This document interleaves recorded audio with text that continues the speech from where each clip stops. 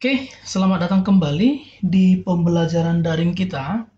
Nah, di video pembelajaran hari ini kita akan membahas tentang searching di dalam C++. Oke, nah untuk searching itu sendiri atau konsep pencarian, jadi kalau dalam pengertian dasarnya, searching itu adalah atau pencarian itu adalah suatu tindakan untuk mendapatkan suatu data dalam kumpulan data berdasarkan kata kunci.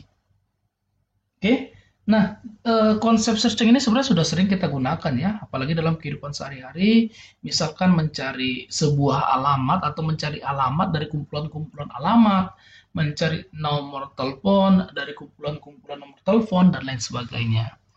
Nah, langsung saja bahwa untuk searching di dalam C++ itu ada tiga. Yang pertama ada yang namanya sequential search, lalu ada binary search, dan yang terakhir ada yang namanya interpolation search. Nah, yang kita bahas pertama adalah sequential search atau pencarian beruntun ya. Pencarian beruntun ini adalah sebuah pencarian yang paling mudah, algoritmanya cukup mudah. Karena dalam pencarian beruntun, itu prosesnya akan membandingkan satu elemen ke elemen yang lain satu per satu sampai data yang dicari itu ketemu atau tidak. Sampai data itu dicari ketemu atau data itu tidak ada yang ketemu. Kira-kira seperti itu. Nah, untuk sequential search ini atau pencarian beruntun ini lebih efektif jika data yang dicari adalah data yang sedikit. Bukan data yang berskala besar. Kenapa? Karena memang data yang dia akan mencari satu persatu itu akan memakan waktu yang cukup banyak, cukup lama ya. Oke, langsung saja bagaimana konsepnya. Dalam hal ini kita sudah buat struktur dasarnya. Ada include iostream, include conio.h, using namespace std in main. Di sini kita butuh beberapa variabel yang akan kita pakai. Ada variabel nilai menggunakan array. Nah, untuk teman-teman semua, di sini kita menggunakan array. Jika teman-teman kurang paham dari konsep array itu sendiri, silakan dilihat di video pembelajaran sebelumnya tentang apa sih itu array, bagaimana jenis-jenis array, dan bagaimana konsep pembuatannya. Karena dalam video hari ini, atau video kali ini, kita tidak membahas lagi tentang pengertian array, tapi kita menggunakannya. Oke, lalu yang berikutnya ada juga yang bertipe data integer, ada 3 variabel, i, n, dan bilangan. Lalu untuk ketemu, nanti jadi kalau pada saat dicari, dapat data yang dicari, dia akan disimpan di dalam variabel ketemu. Ini maksudnya fungsinya. Boolean, nanti nilainya adalah true or false. Benar atau tidak, dapat atau tidak, kira-kira seperti itu nanti fungsinya. Oke, kita mulai bagian yang pertama, mulai untuk penginputan data. Cout masukkan banyak yang bilangan. Jadi kalau misalkan nanti kita mau menginput ada 5 bilangan, berarti kita masukkan adalah 5. Nanti akan disimpan nanti berapa bilangannya. Oke, yang berikutnya, setelah kita sampai ke sini, kita akan masuk ke pembacaan elemennya.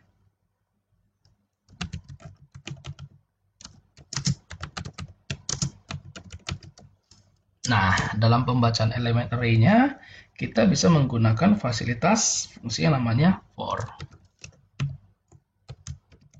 For-nya bagaimana? Dimulai i-nya sama dengan 0, kita akan jelaskan kenapa dia 0.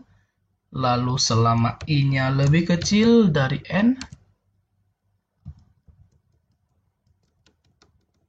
di sini kita pakai, ingat ya, C++ hati-hati, dia termasuk ke dalam kategori case sensitive, membedakan huruf kapital dan non kapital ya. I++. Oke. Di sini yang harus teman-teman ingat adalah di saat variabel i dimulai dari 0, biasanya kita gunakan 1. Kenapa dia 0? Ingat bahwa sebuah nilai array, indeks yang disimpan bukanlah dimulai dari indeks 1, tapi indeks 0. Misal, nilai akan menyimpan 3 bilangan, masukkan jumlah bilangan 3. Maka 3 bilangan itu nanti tidak disimpan jadi nilai 1, nilai 2, nilai 3.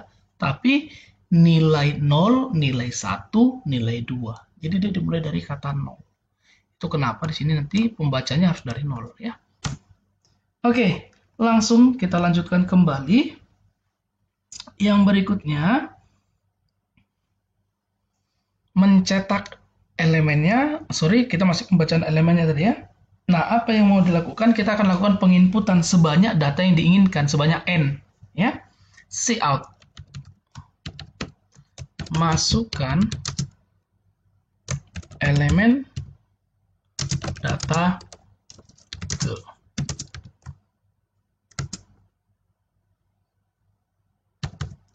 i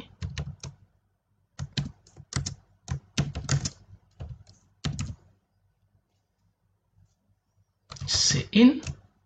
Nah, di sini kita masukkan nilai i.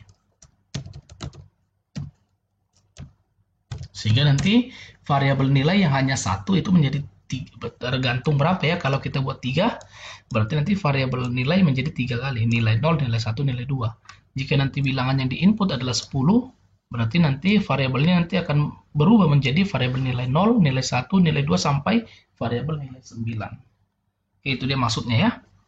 Oke, kalau sudah sampai di sini, kita lakukan bagian yang berikutnya adalah mencetak.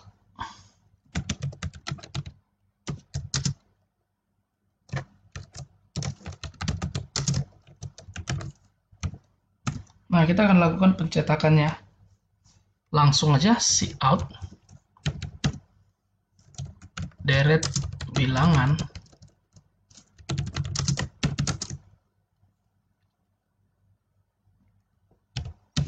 sini kita pakai for kembali, biar dia akan dilakukan pencetakan sebanyak atau sesuai dari data yang kita input sebelumnya.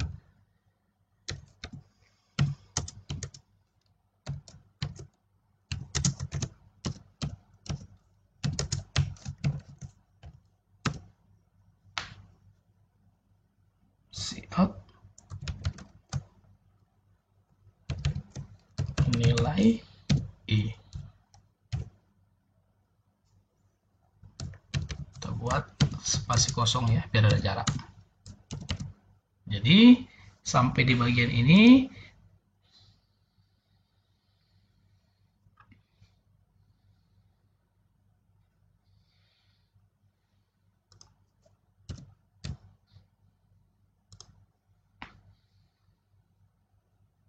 masukkan banyaknya bilangan 5, maka kita akan mengetik sebanyak 5 kali. Misalnya 4, 3, 5, 6, 2. Nah, ini dia tadi kenapa i-nya dimulai dari 0 sampai di bawah n ya.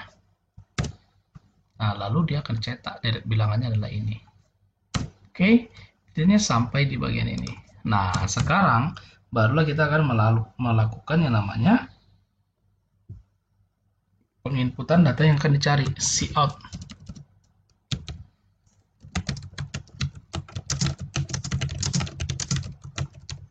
Oke, kita mulai cout. Masukkan bilangan yang dicari.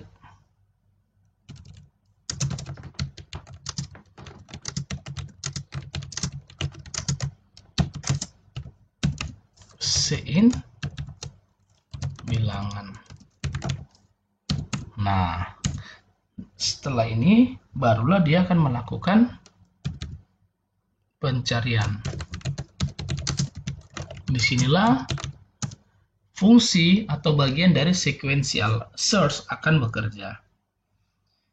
Yang pertama, kita lakukan perulangan. I sama dengan 0. Kita pakai perulangan do while ya. Do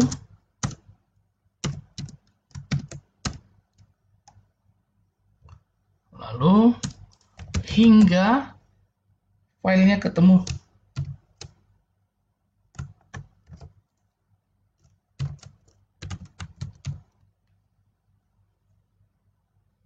Oke. Nah, kita akan mulai. Apa yang dilakukan dari datanya ini? Dia akan mulai di sini akan melakukan pengujian jika apa? Jika variabel nilai yang tadi diinput sebelumnya mulai dari nilai nilai 0, nilai 1 sampai nilai ke n, berapapun itu tadi nilai n-nya, nilainya sama, dia akan dicek dengan yang ada di variabel bilangan.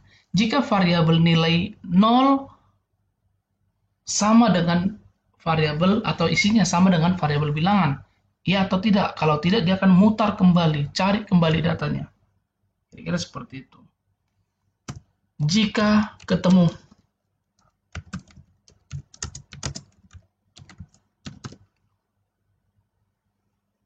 I plus, nilainya akan bertambah-tambah 1.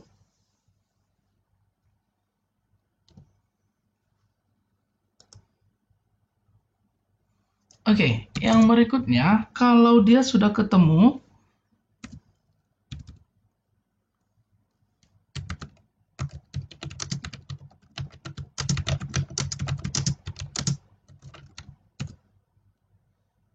nah, jika dia ketemu berarti if, jika datanya dapat ya. Apa yang terjadi? Di sini kita hanya cuma cetak saja. Data atau bilangan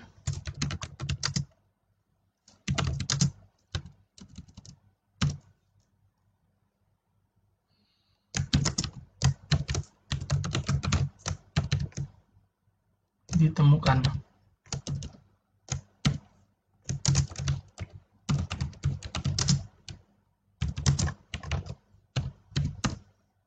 Else, selain itu,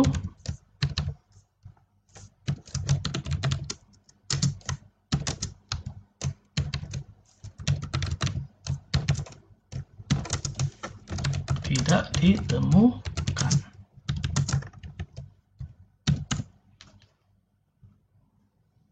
Oke, nah, jika ketemu, tampilkan. Kalau tidak, tampilkan. Kira-kira seperti itu artinya. Maka pada saat kita jalankan,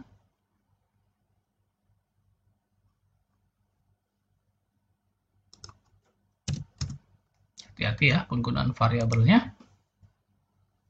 Masukkan jumlah bilangannya 5. Data ke nolnya 3, 2, 5, 8, 6 misalkan.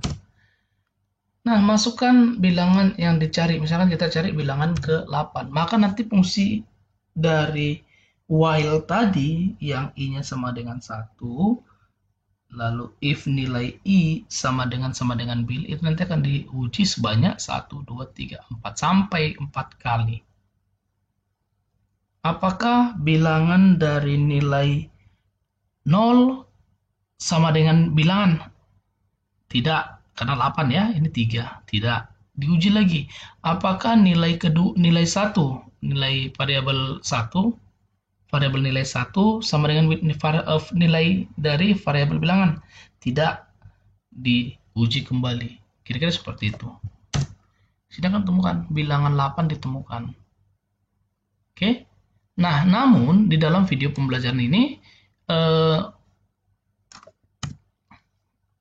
kelemahan dari program ini adalah dia hanya melakukan message atau pesan apakah datanya ada atau tidak. Namun di sini tidak dijelaskan atau tidak dibuat dalam perintah programnya data tersebut ditemukan sebanyak berapa kali. Bahkan dia ditemukan di mana aja. Misalkan 5, data ke 0, 3, 2, 3, 1, 3. 3 ini ada 3 kali. Kita mencari angka 3. Kita enter, data 3 ditemukan benar. Namun, dalam hal ini tidak dijelaskan data ketiga itu atau bilangan ketiga itu ditemukan berapa kali dan di mana aja dia berada. Nah, itu yang tidak ada dalam program ini. Nah, untuk konsep dari data atau program yang tadi, jika kita ingin menemukan dia ditemukan berapa kali dan posisinya di mana aja, itu bisa dilihat di video pembelajaran berikutnya. Oke, nah demikianlah untuk video pembelajaran hari ini. Semoga video pembelajaran kali ini bermanfaat bagi kita semuanya. Terima kasih.